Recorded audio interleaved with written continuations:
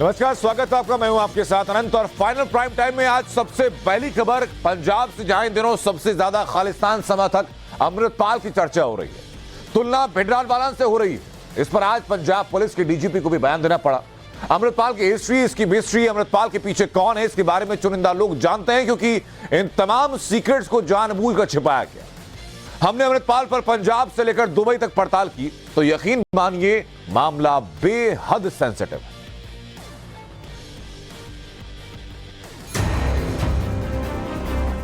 चौबीस घंटे पहले लवप्रीत सिंह उर्फ तूफान जेल के अंदर था, सलाखों के पीछे था, लेकिन 24 घंटे बाद ये जेल से ऐसे बाहर निकला जैसे कोई बड़ा क्रांतिकारी आया, जैसे कोई बड़ा सुपरस्टार सलाखों के पीछे से निकलकर बाहर आया।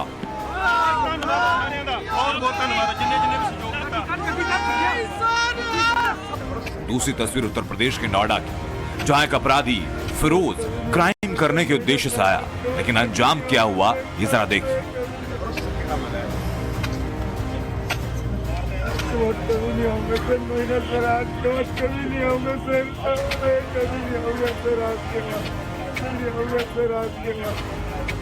देश में सोशल मीडिया से लेकर सड़क तक इन दो तस्वीरों की चर्चा है। पहली तस्वीर पंजाब के अमृतसर की, जहां 2 दिन से खालिस्तान समर्थकों ने हंगामा किया था, अपने साथी को जेल से छुड़ाने के लिए पुलिस स्टेशन पर धावा किया, और अब लवप्रीत तूफान जेल से बाहर आ गया। इन तस्वीरों को जिसने भी देखा उसे रोष आ उठा। लोग अब डरने लगे, सवाल उठने लगे कि क्या खालिस्तान फिर लौट रहा है। लेकिन दूसरी तस्वीर को देखकर लोगों ने राहत की सांस ली। उत्तर प्रदेश की पुलिस के एक्शन ने लोगों को एक बार फिर सुरक्षित होने का एहसास दिला दिया। उत्तर प्रदेश पुलिस ने फिरोज उर्फ कट्टा नाम के बदमाश को एनकाउंटर में घायल किया। इस बदमाश पर 25,000 रुपए का इनाम रखा गया। लेकिन पंजाब में 2 दिन से जो कुछ हो रहा है उसे आपने देख तो जरूर लिया, लेकिन उसे पहले समझिए भी। लवप्रीत सिंह उर्फ तूफान जेल से बाहर आ चुका है। लवप्रीत की आपको पूरी कहानी बताएं, लेकिन उससे पहले अमृतपाल सिंह को समझिए, क्योंकि यह अमृतपाल पंजाब में खालिस्तान का नया चेहरा है। अमृतपाल ने जो जहर उगला उसे सबने सुना, लेकिन सवाल यह कि अमृतपाल कौन है, अमृतपाल कहां से आया, यह अमृतपाल अचानक पंजाब क्यों आया, और पंजाब आते ही यह कट्टरता का जहर क्यों घोल रहा है। एक कहावत आपने सुनी होगी, कहावत यह कि अगर किसी के आज को समझना है तो पहले उसके कल को जानना जरूरी है। ठीक ऐसे ही आज इस अमृतपाल को समझने के लिए आपको पहले वाले अमृतपाल को समझना होगा। इन तस्वीरों को देखिए। यह अमृतपाल के भारत आने से पहले की तस्वीर। यह तस्वीर उस वक्त की जब अमृतपाल दुबई में रहता था। जब ये दुबई में था तो ये मॉडर्न लुक रखता था, किसी मॉडल की तरह स्पाइक हेयर कट स्टाइल और टी-शर्ट पहनकर सेल्फी लेता था। लेकिन यही अमृतपाल जब सितंबर में दुबई से पंजाब लौटता है तो भिंडरावाले का गेटअप लेता है। 4 महीने में अपने लुक और स्टाइल को पूरी तरह बदल देता है। ऐसे में सवाल यह कि दुबई में अमृतपाल करता क्या था, तो इस सवाल का जवाब आपको अमृतपाल खुद बताने जा रहा है। यह अमृतपाल का लिंक्डइन प्रोफाइल, जिस पर बिग एंड बोल्ड लिखा गया, Amritpal Singh operation manager Sandhu cargo and transport. मतलब ये कि संधू ट्रांसपोर्ट, जो कि इसका पारिवारिक व्यापार है, ये उसे संभालता था। इसके पास मैकेनिकल इंजीनियरिंग की डिग्री है। ये पंजाब के प्रतिष्ठित स्कूलों और कॉलेज में पढ़ाई कर चुका है। अमृतपाल की उम्र 30 साल, जन्म 18 जनवरी 1993, अमृतसर के छोटे से गांव जल्लूपुरा खेड़ा में पैदा हुआ। यहां इसने अपने पैतृक गांव में 10वीं तक की पढ़ाई की। इसके बाद कपूरथला में पॉलिटेक्निक की पढ़ाई की और 2012 में परिवार का बिजनेस संभालने के लिए दुबई चला गया। दुबई में कहने के लिए ट्रांसपोर्ट का व्यापार करता था, लेकिन असल में दुबई में बैठकर पंजाब के लोगों को भड़काने की स्क्रिप्ट लिखता था। यूट्यूब पर भड़काऊ वीडियो अपलोड करता था। दुबई में बैठकर पंजाब के लोगों को भड़काता था। सरकार से लेकर सेना तक सब पर सवाल उठाता था। जे स्टेट अपने नागरिक दे नाल वफादार नहीं, जे स्टेट अपने नागरिकां दे हक नहीं दे रही, ਉਹਨਾਂ ਨੂੰ ਦਬਾ ਰਹੀ ਆ, ਤੇ ਨਾਗਰਿਕ ਦਾ ਕੋਈ ਫਰਜ਼ ਨਹੀਂ ਬਣਦਾ ਉਹ ਸਟੇਟ ਨਾਲ ਵਫਾਦਾਰੀ ਕਰਿਓ। ਜੇ ਫਿਰ ਵੀ ਨਾਗਰਿਕ ਵਫਾਦਾਰੀ ਕਰਦਾ ਹੈ ਤੇ 2 ਹੀ ਕਾਰਨ ਹੈ, ਜਾਂ ਤੇ ਉਹਨੂੰ ਕਿਸੇ ਚੀਜ਼ ਦਾ ਲਾਲਚ ਹੈ ਜਾਂ ਉਹ ਡਰਿਆ ਹੈ। अमृतपाल सिंह जितनी अच्छी पंजाबी बोलता है उतनी अच्छी अंग्रेजी बोलता है, लेकिन पंजाब के लोगों में अपनी पकड़ बनाने के लिए ज्यादातर वो पंजाबी में अपने वीडियो अपलोड करता था। दुबई में बैठकर खालिस्तान के समर्थन में नैरेटिव सेट करता था। अमृतपाल पिछले 5 सालों से सिखों के बीच खालिस्तान के नैरेटिव को सेट करने की कोशिश कर रहा था। इसी बीच फरवरी 2022 में वारिस पंजाब के मुखिया दीपपाल सिंह सिद्धू की मौत होती है। और इसी के बाद पंजाब में एंट्री होती है अमृतपाल सिंह की। अमृतपाल दुबई से लौटता है और अपनी खालिस्तानी स्क्रिप्ट पर काम करना। जिस तरीके से पूरी प्लानिंग के साथ अमृतपाल इंडिया आया, उसके बाद सवाल उठ रहे हैं कि अमृतपाल को किसी खास मकसद से भेजा गया? क्या अमृतपाल के पीछे किसकी बैकिंग है? अमृतपाल जब दुबई से पंजाब आता है तो खुद को वारिस दे पंजाब के प्रमुख होने का ऐलान करता है। यह शपथ भी लेता है भिंडरावाले के गांव में। और अमृतपाल जब वारिस दे पठान का मुखिया बनता है तो एक बार फिर मंच से जहर उगलता है। अमृतपाल के हिंदुस्तान लौटने के बाद पंजाब में हिंदू नेता सुधीर की हत्या हुई और इस हत्याकांड में अमृतपाल का नाम भी उछला था। और सितंबर तक खालिस्तान का इतना बड़ा चेहरा बन जाता है कि कैमरे पर खुलेआम खालिस्तान की मांग करता है, खालिस्तान पर डिबेट की बात करता है, संविधान का हवाला देता है। 5 महीनों में अमृतपाल की पंजाब में पकड़ इतनी मजबूत कि एक इशारे पर पंजाब में हजारों की भीड़ जमा हो जाती है। पंजाब पुलिस को इसके सामने सरेंडर करना पड़ता है। अब इस विवाद की पूरी कहानी समझिए। लवप्रीत सिंह पर अपहरण का आरोप है। 15 फरवरी को चमकौर साहिब से बलविंदर नाम के युवक का अपहरण हुआ। आरोप यह कि इस युवक ने अमृतपाल के खिलाफ सोशल मीडिया पर विवादित टिप्पणी की, जिसकी वजह से लवप्रीत और उसके दोस्तों ने मिलकर बलविंदर सिंह को अगवा किया, बुरी तरह से मारपीट की और सुनसान जगह पर फेंक दिया। होश में आने के बाद पीड़ित ने लवप्रीत के खिलाफ केस दर्ज कराया। 30 लोगों के खिलाफ केस दर्ज कराया और इस मामले इन लोगों को उन्होंने दिल्ली के विकास के लिए वोट दिया, वो गली के गुंडों की तरह बर्ताव करेंगे, वोटर्स का सिर शर्म से झुका देंगे। दिल्ली एमसीडी में स्टैंडिंग कमेटी के चुनाव की काउंटिंग के दौरान आज जबरदस्त हंगामा हुआ, मारपीट हुई। बीजेपी और आम आदमी पार्टी के पार्षदों के बीच जमकर लात घूंसे चले। इसमें कई पार्षदों को चोटें आई, एक पार्षद तो बेहोश तक हो गए।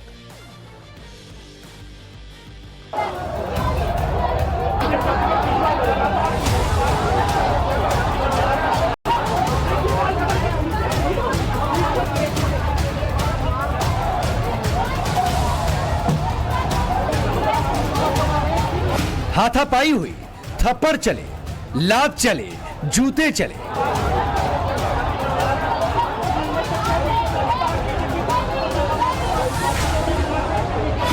मुक्के चले, जमकर गाली गलौज भी हुआ। दिल्ली में जबरदस्त दंगल हुआ।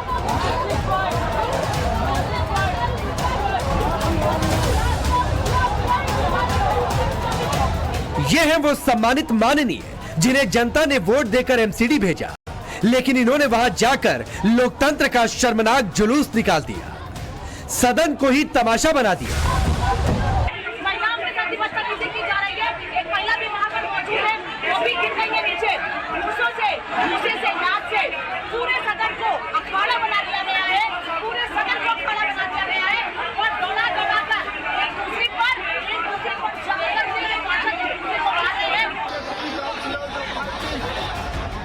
आमने सामने की इस लड़ाई में कोई भी पीछे नहीं रहा। महिलाएं पुरुषों से भी आगे निकलती नजर आई। एमसीडी में शुक्रवार को स्टैंडिंग कमेटी के 6 सदस्यों के लिए वोटिंग तो शांति से हो गई, लेकिन काउंटिंग में कोहराम मच गया। आम आदमी पार्टी के मेयर शैली रॉय ने एक वोट को अमान्य बता दिया, जिसके बाद हंगामा शुरू हो गया। पहली काउंटिंग के हिसाब से एक वोट इनवैलिड है। ऐसा लगा जैसे दोनों ही पार्टियों के पार्षद मौके की तलाश में थे। एक बार हंगामा शुरू हुआ तो हाथापाई तक बात आ पहुंची। कई पार्षदों ने पानी की बोतलें फेंकी, महिला पार्षदों ने एक दूसरे के बाल खींचे। बीजेपी और आम आदमी पार्टी दोनों ही एक दूसरे पर हमला करने के आरोप लगा रहे हैं। आज एमसीडी के हाउस में भारतीय जनता पार्टी ने अपनी गुंडागर्दी का, अपनी लफंगई का एक और प्रमाण पूरे देश के सामने रखा है। स्टैंडिंग कमेटी का चुनाव चल रहा था। स्टैंडिंग कमेटी का चुनाव और उसकी वोटिंग पीसफुली हुई। स्टैंडिंग कमेटी के चुनाव की काउंटिंग पीसफुली हुई। लेकिन जैसे ही भारतीय जनता पार्टी को लगा कि वो स्टैंडिंग कमेटी का चुनाव हार रहे हैं, उन्होंने हमारी मेयर पर, एक महिला मेयर पर स्टेज पर चढ़कर बुरी तरह से हमला किया। मेयर को अपनी जान बचाने के लिए शैली ओबरॉय जी, यूनिफाइड एमसीडी की दिल्ली की पहली मेयर, एक महिला, उनको अपनी जान बचाकर हाउस से भागना पड़ा। हाउस से वो बाहर गईं हाउस के बाहर भी भारतीय जनता पार्टी के पार्षदों ने, पुरुष पार्षदों ने उन पर फिजिकली असॉल्ट किया, उन पर फिजिकली हमला किया। आम आदमी पार्टी के विधायक आतिशी बीजेपी पर आरोप लगा रही है, लेकिन बीजेपी ने भी एक वीडियो जारी कर दिया है, इसे आप गौर से देखिए। आतिशी देखो समझा रही है, इनके नेता खड़े-खड़े देख रहे हैं। वीडियो में साफ देखा जा सकता है कि आतिशी आम आदमी पार्टी के महिला पार्षदों के कान में कुछ कह रही और ठीक इसके बाद आपकी यह महिला पार्षद वहां मौजूद पुरुष पार्षदों से बहस करने लगी। इसके बाद इस महिला पार्षद ने हाथ उठाना शुरू कर दिया। वो लड़ाई झगड़े पर उतारू हो गई और देखते ही देखते इस महिला पार्षद ने पहले इस पुरुष पार्षद को थप्पड़ मारा और फिर दूसरे बीजेपी पार्षदों पर भी हमला करने लगी। समझाने पर ये झगड़ा कर रही है, देखो समझाने पर मारपीट कर रही है, देखो। इस बीच आतिशी मार्लेना वहां ऐसे चुपचाप खड़े रही जैसे उन्होंने कुछ देखा ही ना हो। अनाउंसमेंट की जा रही है और वहाँ मारपीट कर रहे हैं। अभी हमारी बहुत सारी पार्षद जो हैं उनको चोटें आई हैं, मेल पार्षदों को चोटें आई हैं और उनका सबका मेडिकल हो रहा है, FIR लॉन्च कराई जा रही है और सबको जिस तरह से मारा गया है, ये पूरी अराजकता का माहौल दिल्ली में आम आदमी पार्टी ने नगर निगम के इस सदन में लोगों को बता दिया अपना असली चेहरा कि ये गुंडों की पार्टी है, ये मवालियों की पार्टी है और इनका कानून व्यवस्था में कोई विश्वास नहीं है। इस सारे लड़ाई झगड़े में कई पार्षदों को चोट आई तो एक पार्षद बेहोश भी हो गए। यह वीडियो देखकर दिल्ली की जनता को अंदाजा लग गया होगा कि उनके पार्षद कितने ताकतवर हैं। वो जनता के लिए कुछ करे या ना करे, लेकिन कुर्सी के लिए वो मारपीट कर सकते हैं। आम आदमी पार्टी की सत्ता वाले दिल्ली नगर निगम के 250 पार्षदों में से कम 242 ने एमसीडी के स्थायी समिति के 6 सदस्यों के चयन के लिए मतदान किया। स्थायी समिति नगर निगम की एक शक्ति संपन्न बॉडी होती है जो यह तय करती है कि राशि का उपयोग कैसे किया जाए और किन परियोजनाओं पर किया जाए, और यह सारा हंगामा उसी पर कब्जे को लेकर हुआ। कोई पार्षद किसी के बाल नोचता नजर आया, कोई किसी को जमीन पर पटकता दिखा। सारा मंजर किसी एक्शन सीन की तरह नजर आया। दिल्ली शर्मसार हुई, जनता शर्मसार हुई, देश शर्मसार हुआ, लोकतंत्र शर्मसार हुआ। लेकिन बड़ा सवाल यह है कि जिन्हें जनता ने चुनकर भेजा, क्या वो शर्मसार होंगे? Bureau report, times Now Nav Bharat.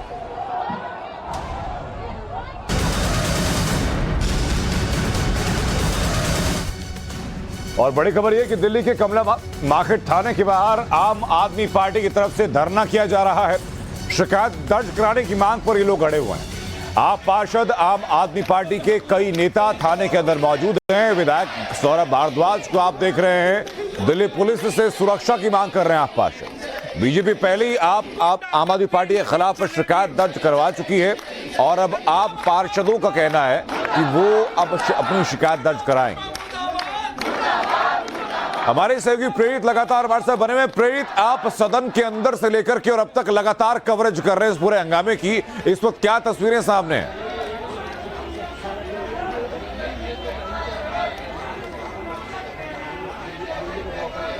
अब बिल्कुल देखिए कि इस वक्त मैं कमला मार्केट थाने के बाहर मौजूद हूं, जहां से मैं यहां की तस्वीरें आपको दिखाना चाहूंगा। देखिए किस और ये तस्वीरें लगातार जो है हम टाइम्स नाउ नव भारत के दर्शकों को दिखा रहे, किस तरीके से चाहे वो सदन के अंदर दोनों पक्षों के बीच में जिस तरह की लड़ाई दिखाई पड़ रही हो या फिर जिस तरीके से चिल्लम चोट दिखाई पड़ी, और वो तस्वीर आगे बढ़ते हुए देखिए किस तरीके से कमला मार्केट थाने तक पहुंची।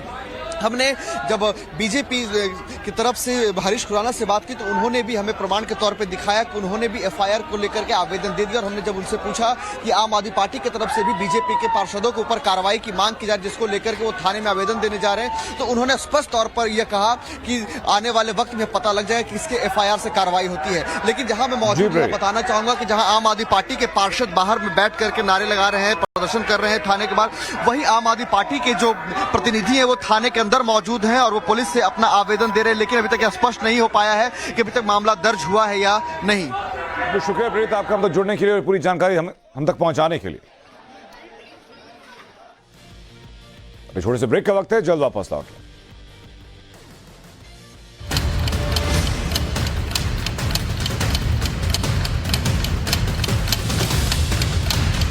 यहाँ क्या चल रहा है? जैकवार लग रहा है। कॉन्फ्रेंस रूम में? That was our performance in the last quarter. These numbers don't look good at all. Sir, I think we should launch a new website. I agree. Let's make it a working lunch. भाई साहब जैक्वार lights लग रही हैं। The largest bath brand in the country now also brings you the magic of light. Jacquard Bath and Lights.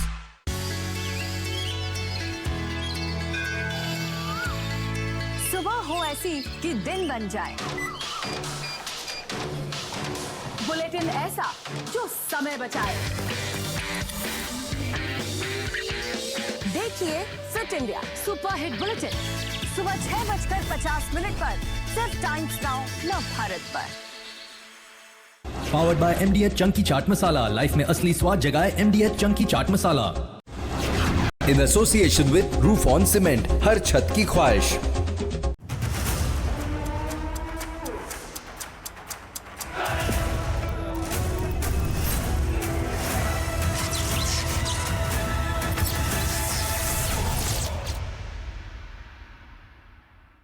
Powered by MDH देगी मिर्च, MDH देगी मिर्च का तड़का अंग अंग फड़का, MDH की देगी मिर्च।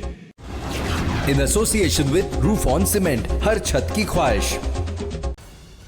टाइम्स नाउ नव भारत आपके लिए लाया है देखेगा नव भारत जीतेगा भारत कॉन्टेस्ट, जहां आप जीत सकते हैं सोने के सिक्के, home theatre, microwave oven, OTG, kitchen machine, mixer grinder और जीतिए इनाम लाजवाब। तो देखिए टाइम्स नाउ नव भारत, देखेगा नव भारत जीतेगा भारत। देखो, खेलो और जीतो।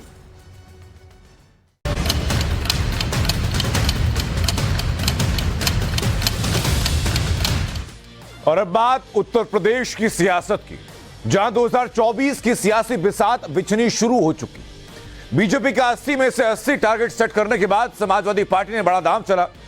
बिहार के बाद अब उत्तर प्रदेश में जातीय जनगणना का मुद्दा उठने लगा।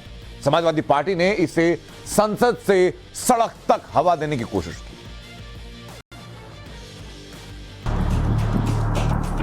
क्या योगी मॉडल को जातिगत जनगणना से रोकेंगे अखिलेश? क्या 2024 का चुनाव भी कास्ट फैक्टर पर ही लड़ा जाएगा? ये सवाल इसीलिए क्योंकि बिहार के बाद उत्तर प्रदेश में समाजवादी पार्टी ने जातीय जनगणना को हवा देनी शुरू कर दी। तो वही बीजेपी अखिलेश यादव को यह कहते हुए घेर रही है कि उन्होंने जातिगत जनगणना का मुद्दा उस वक्त क्यों नहीं उठाया जब सूबे में उनकी सरकार थी।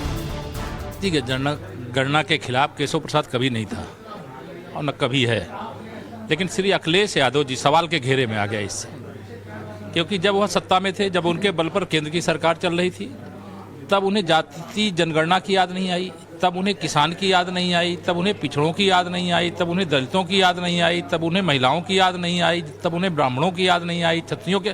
कल मैं देख रहा था सारे राग अलाप रहे थे सदन में, लेकिन उनके इस प्रकार के राग अलापने का उत्तर प्रदेश की जनता के मनमानस पर कोई असर पड़ने वाला नहीं है। उत्तर प्रदेश की जनता ने ठाना है समाजवादी पार्टी को समाप्तवादी पार्टी बनाना है। दरअसल समाजवादी पार्टी मिशन 2024 के लिए अपनी सियासी समीकरण को दुरुस्त करने में जुटी है, क्योंकि प्रदेश में लगातार 2 लोकसभा चुनाव और 2 विधानसभा चुनाव में बीजेपी ओबीसी वोटर्स को साध कर अपनी नाव पार लगा चुकी है। और इसलिए अखिलेश कास्ट सेंसस के सहारे अपनी खोई जमीन को पाना चाहते हैं। इसलिए उन्होंने सदन में कार्ड खेल दिया। योगी सरकार के मंत्री संजय निषाद और आशीष पटेल से समर्थन मांग लिया, जिससे वो असमंजस में पड़ गए। तो वहीं हर मुद्दे पर नाकाम होने के चलते समाजवादी पार्टी अब जातिगत जनगणना को मुद्दा बनाकर योगी सरकार की घेराबंदी करने की कोशिश कर रही है। इधर बीजेपी सांसद साक्षी महाराज ने जातिगत जनगणना से इनकार तो नहीं किया, लेकिन हिंदुओं के अलावा बाकी सभी जातियों की जनगणना की बात कही। शुरू करा दी, हम कराएंगे, तो हमने कहा सब जातियों की कराओ ना, अकेले हिंदू की ही क्यों, मुसलमान की क्यों नहीं, और मुसलमान में विभिन्न जातियां उनकी क्यों नहीं, काय को रोक दी, काय को पीछे हट गए। आज जो चिल्ला रहे हैं हाउस में, कल ये पीछे हटने वाले हैं। बहरहाल अब देखना होगा कि जातिगत जनगणना के एजेंडे पर समाजवादी पार्टी की राजनीति कितना आगे बढ़ती है और 2024 के चुनाव में ये कार्ड कितना चल पाता है। Bureau report, times now Bharat. और इसमें बड़ी खबर यह कि महाराष्ट्र के औरंगाबाद और उस्मानाबाद शहर का नाम बदल दिया गया। औरंगाबाद अब छत्रपति संभाजीनगर और उस्मानाबाद का नाम होगा धाराशिव। केंद्रीय गृह मंत्रालय ने इसकी मंजूरी दे दी है। महाराष्ट्र के डिप्टी सीएम देवेंद्र फडणवीस ने इसकी जानकारी दी। इन नामों को बदलने के लिए 16 जुलाई 2022 को कैबिनेट ने प्रस्ताव पारित किया था और प्रस्ताव पारित करके केंद्र सरकार को भेज दिया था। अब उप मुख्यमंत्री देवेंद्र फडणवीस ने महाराष्ट्र सरकार की मांग को मंजूर करने के लिए प्रधानमंत्री नरेंद्र मोदी और केंद्रीय गृह मंत्री अमित शाह का धन्यवाद व्यक्त किया। तो वहीं सीएम एकनाथ शिंदे ने भी ट्वीट करके प्रधानमंत्री नरेंद्र मोदी और गृह मंत्री अमित शाह का आभार व्यक्त किया।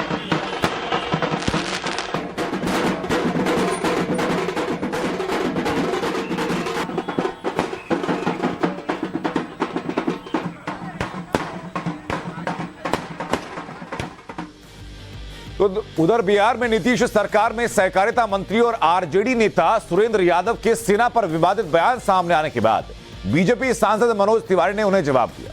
कल सुरेंद्र यादव ने सेना के लिए अभद्र भाषा का इस्तेमाल किया था। अब मनोज तिवारी ने क्या कहा, सुनिए जरा।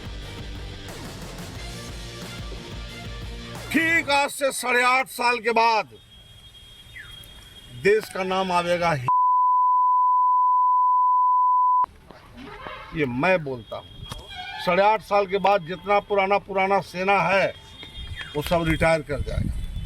ये जो 4.5 साल का जो अग्निपथ, इनका तो ट्रेनिंग में पूरा नहीं होगा, तो चल आवेंगे रिटायर होके।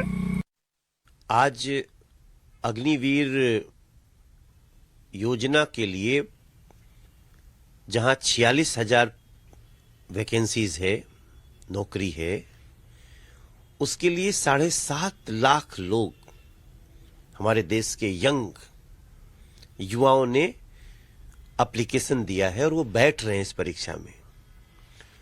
46,000 लिए जाएंगे और उन 46,000 में से अलग अलग, कोई एयरफोर्स में, कोई नेवी में, कोई आर्मी में, कोई अर्धसैनिक बल में, कोई कई जगह पुलिस, किसी स्टेट को भी, इतनी बड़ी संख्या में इस स्तर के सिद्धहस्त अग्निवीर उनको कहा ही गया है, जो अग्नि के समान तेज वाले बनाए जाएंगे। आप उनको इस तरह के शब्दों का प्रयोग कर रहे हैं, तो मैं समझता हूं कि आपको परेशानी इस बात से नहीं है। आपको परेशानी इस बात से है कि भारतीय जनता पार्टी के शासन में इतने बड़े काम क्यों हो रहे हैं।